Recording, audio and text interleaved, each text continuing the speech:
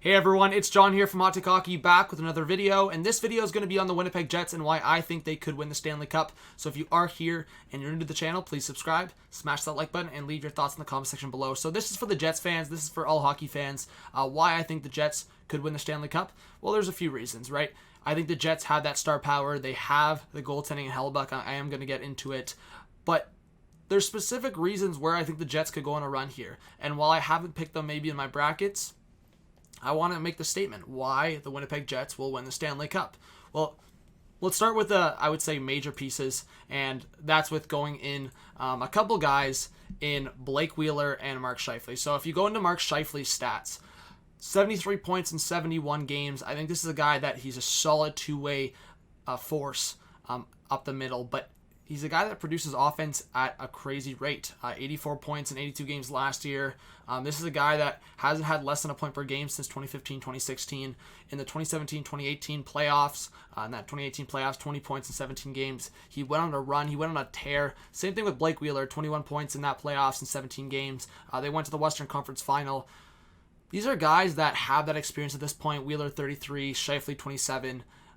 Wheeler, I mean, in terms of points, he probably had a little bit of a down year, but that experience, he's the captain of this team. I'm repping the Blake Wheeler jersey right now. I think these are two guys that could be obviously huge impact players. I don't think that's any secret. I don't think that's not an obvious point. But I do believe that sometimes people overlook these two guys as star players, and I do think they are star players.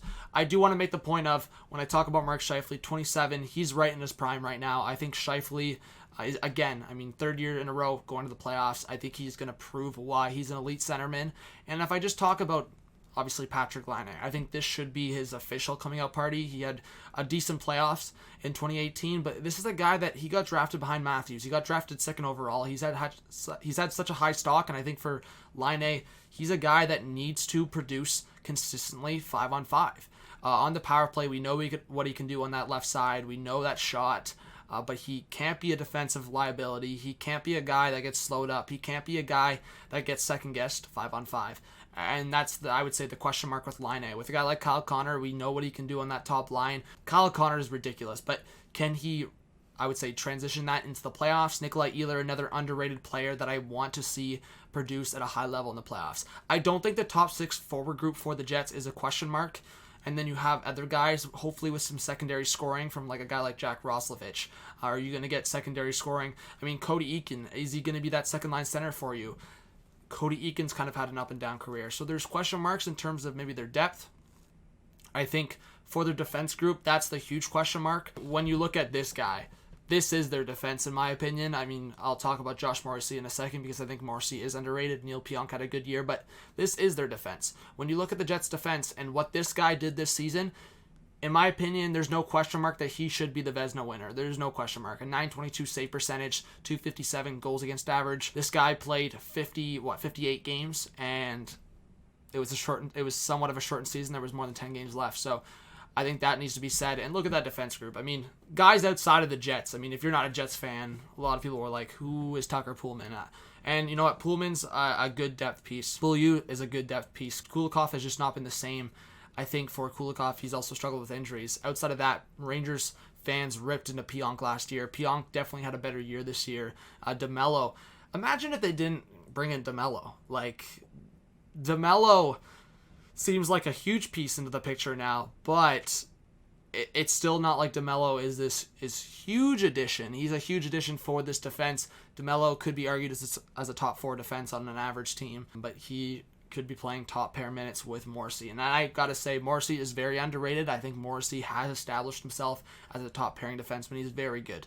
I think anyone that undervalues Morrissey needs to watch this guy more. He's able to provide offense. He's able to step on that power play, and he's very solid defensively as well. So I actually like Josh Morrissey a lot as a defenseman, and I just want to, and again, I'm not going to do a lot of editing on this videos. That's more for the previews. I will be making my Jets Flames preview with a couple of guests, hopefully. The Jets have this opportunity, and I want to kind of compare to the Penguins. When the Penguins had all these injuries, they didn't have Letang. When you have a hot goalie, Fleury got them through the first two rounds, and then they switched it over to Matt Murray. If Hellebuyck can carry this team, they could go somewhere. And Hellebuck's going to be the huge X factor here. I'm not worried about that offense at all. if Laine's not playing well, you've got scoring in Kyle Connor, Blake Wheeler, you've got Mark Scheifele, you've got Nikolai Ehlers. Like, you've got guys to step up. If one or two are not working, you've got other guys to step up. And hopefully that whole forward group for the Jets is working.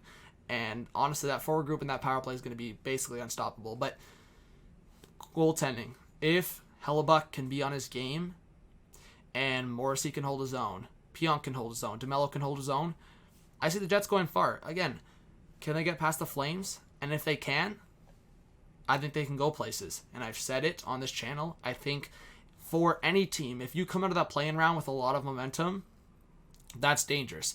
And that's why some people are saying those round-robin teams, are they worried? Are we even going to see more than 50% of the round-robin teams come out of the first round? There's question marks all around there because of the momentum that will come out of the play-in rounds. So I believe the Winnipeg Jets could win. I mean, the title of this video is why would the Winnipeg Jets will win the Stanley Cup. These are my reasons. I want to see this power play, and if they stay consistent with it, when you're talking about Wheeler, Scheifele, Connor, Laine, and Morrissey, and Ehlers can be in there as well, like, that's a ridiculous power play. That competes with the top 5 in the league. The Jets, offensively, good. Goaltending, I think, again, if Hellebuck plays the way he played this season, I don't think there's a worry there. Defensively, that worries me a bit. For me, those bottom 3 defensemen they got there, so half of their top 6, I would say might not even be in the top 6 for 90% of these playoff teams, right? So that's the huge question mark for me, but definitely subscribe if you are new, smash the like button, leave your thoughts in the comment section below. Let me know why you think the Winnipeg Jets are or are not a contending team in your opinion. I think they could be. We'll see what they do against the Calgary Flames. Thank you so much for watching. This was John from RPO Hockey. Have a good one. Peace out.